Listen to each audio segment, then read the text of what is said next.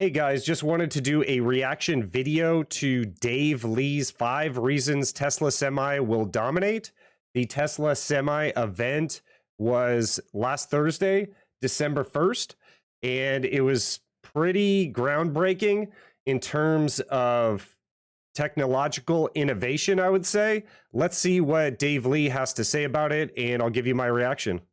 Yeah, and it's also we have to ask the question, why is it improving so much, right? Um, and there could be different technologies involved. It could be with the 4680 cell, but also could be with the architecture, right, of the pack and charging too. So he's talking about range. Why is range increasing so much with Tesla products? Also, in terms of leverage, Tesla has just better performance altogether. I mean, all their parts work together. So you have this huge pack. So typically, if a new company enters this market, they're going to have to put a crazy, heavy, big pack, right, in the semi, but it's going to be clunky and it's going to be hard to manage that safely. But Tesla, right, they have a long history of safety. They're able to put this pack in the semi. They're able to get super performance because they're leveraging their existing motors and efficiency, right? They're able to do it without taking a ton of energy. So basically, he's talking about Tesla's vertical integration. And a lot of you over the years have told me, like, you got to build your own PC. This is just one example. Every time I built my own PC, something in the PC broke or did not work together. The components didn't interact well with each other. There was issues. That's why I only purchase pre-built PCs, because on a larger scale, the manufacturer fixes that on the back end after they get feedback from the consumer. So that's why Tesla is so good, because they make a lot of their own components within the own company, and they can, instead of having to deal with a third party, just go down to another department within inside of Tesla and change the component more quickly and have control over those components. And with low costs, which is amazing. So And it lowers costs. they've got all of the pieces put together. Tesla has the complete package, and it's all coming together, right, in this product of the Tesla Semi. And many people have doubted Tesla's ability to deliver on the semi. And I think there will be many doubters, right, still to come, who will say, oh, this is just a sham of a product. It's never going to sell. But the reality is, I think in the future, you're going to see trucks, semis completely transfer over, not just to electric, but to autonomous. And this is going to be a monumental shift, right, in um, the the trajectory and scope of transport. All right, fourth reason why I think Tesla is going to disrupt logistics and hauling is number four is Tesla will take advantage of exponential technologies. So the Semi, is actually more of an incremental technological improvement.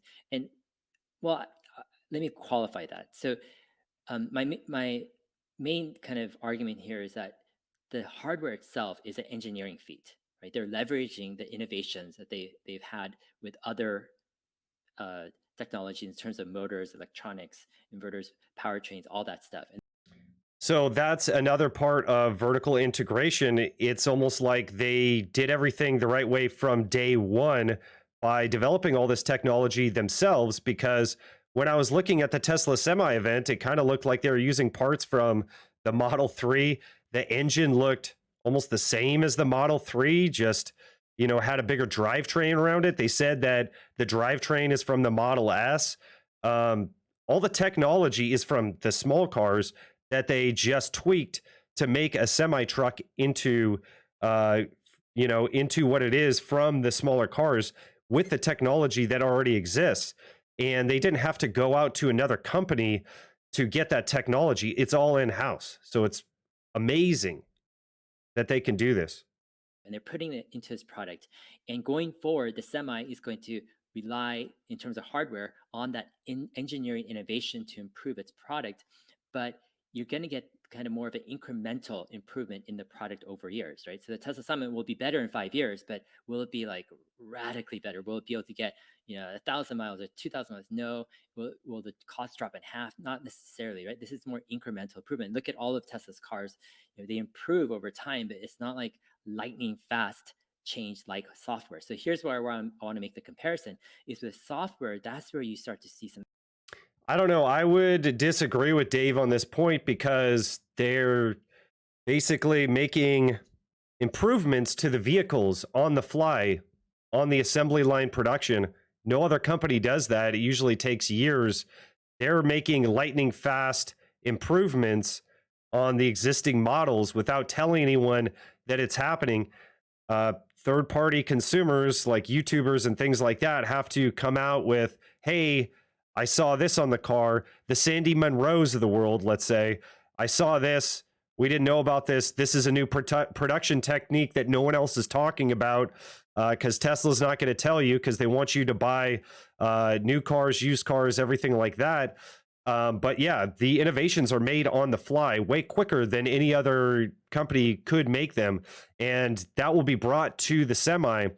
And all the data that they collect from driving the semi, so companies driving the semi, Tesla will own that data and will glean information from that. The car or the truck does not go out into the world and just do its own thing.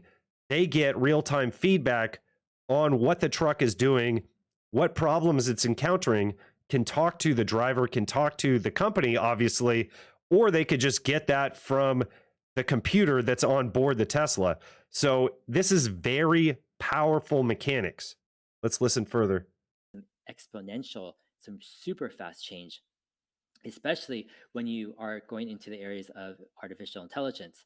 So the big change, I think, with the trucking industry is not necessarily the hardware, right? Going electric. It's going to be in the field of cars driving themselves, meaning the computer drives the car. And that's with autonomy.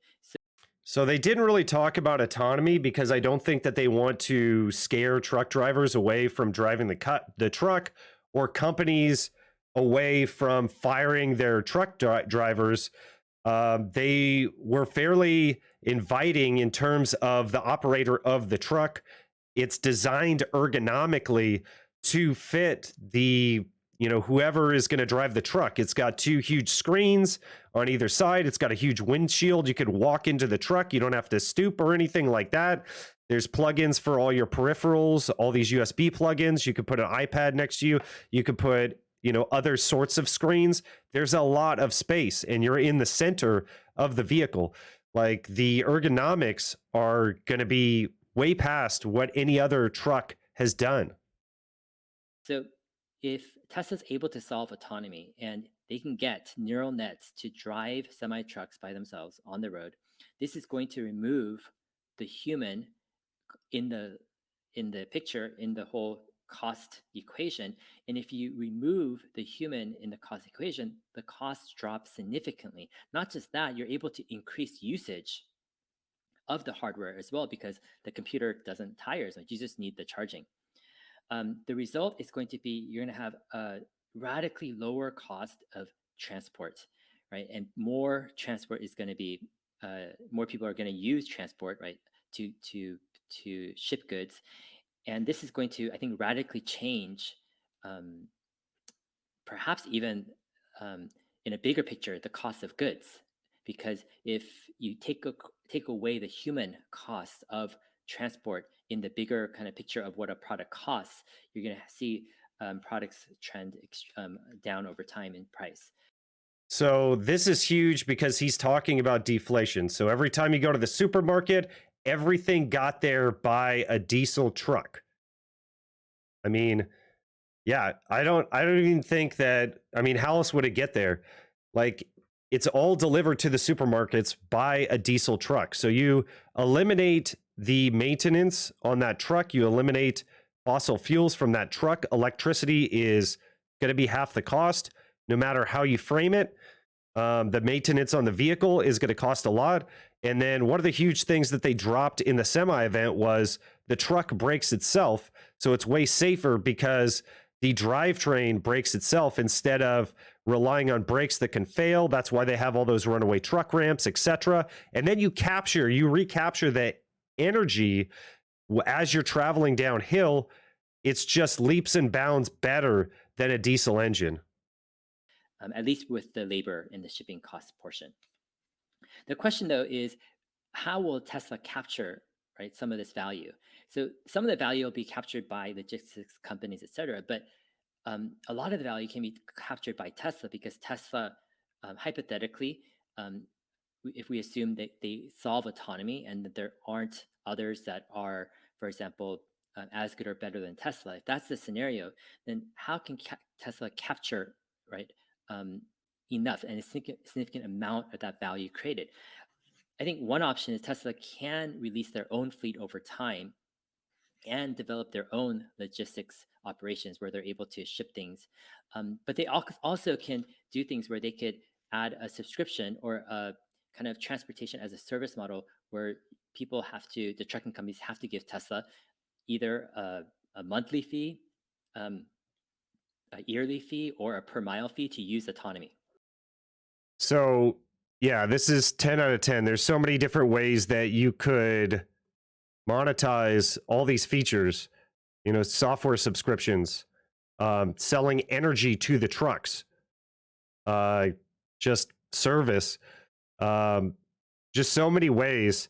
And what they said in the autonomy event is there's about 100,000 trucks in North America that are sold every year, and they have to be replaced. So the life of these trucks is going to be like maybe 2 times to 5 times as long as a normal diesel truck. So the replacement cost even goes down. So this is very deflationary. And since most things are transported around the country with diesel trucks, and the cost of that transportation is going to be a fraction, then Tesla can sell products and services to these trucking companies for a small incremental cost and still see huge savings that will then trickle down to you, the consumer. So this is very revolutionary stuff. And that could actually, over time, over the lifetime of the truck, be significantly more than the cost of the vehicle.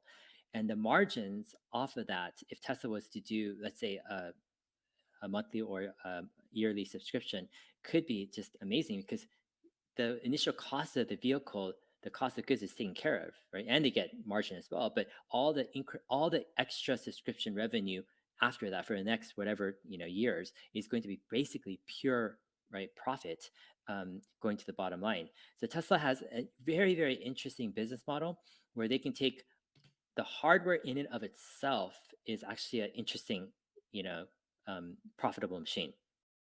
Yes, the hardware is, and then the hardware is incredibly durable, low maintenance, et cetera, et cetera, et cetera, can actually last 2, 3, 4 times as long. With my Model 3, I don't expect that to go bad in my lifetime or in 30 years because I don't think I'm going to drive it a million miles. I might get up to like 400,000 miles in 30 years or maybe even 500,000. And I think that my Model 3 will still be useful and not break down. Like it hasn't broken down in like 80,000 miles so far. It's like completely amazing. I'm so used to all of my cars breaking down or needing service or needing something in the first, I don't know, 20 to 40,000 miles. So this is going to be no different with the Semi. And the way you're thinking about Tesla's product suite needs to change. You're not buying a gas car or a diesel truck. Okay. So let's see what else he has to say here. Just because they're leveraging so much of their technologies. But then on top of that, you got the autonomy kind of software subscription model, right? So you add on top of that extra profits and profits. And then on top of that, you have the potential of releasing your own logistics service, right? And that's additional, So basically, we're going to end the video here, but he's talking about the integration of software and the actual automobiles or trucks. Tesla owns both of those. So like, why did Silicon Valley do so well? Well, because after you make a piece of software, you don't have to maintain it. And there is some coding that has to be done, but largely the cost is done at that point.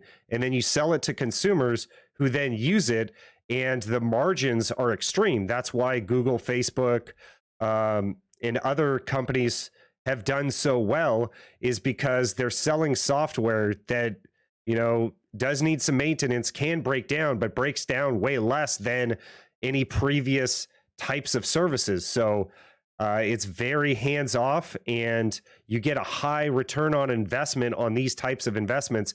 And then Tesla integrating, their software with the design of the vehicle is going to be superior because there's so many different things they could do, so many different ways to monetize, and then even trickle down savings to the consumer or the companies that are using these automobiles. So essentially, we're going to end the video here. Those are my thoughts on Dave Lee's reaction to the Tesla Semi event.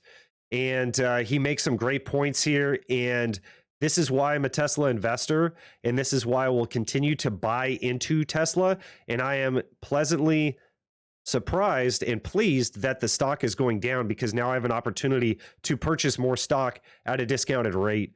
And this sort of stuff is just going to compound on itself and get better and better and better until Tesla's revenue is just outstanding and dwarfs the revenue of the overall automobile market. So thank you for watching. Please consider liking and subscribing, and I'll keep on doing more reaction videos on Tesla or whatever I see in the media. Thanks, guys. See you on the next one.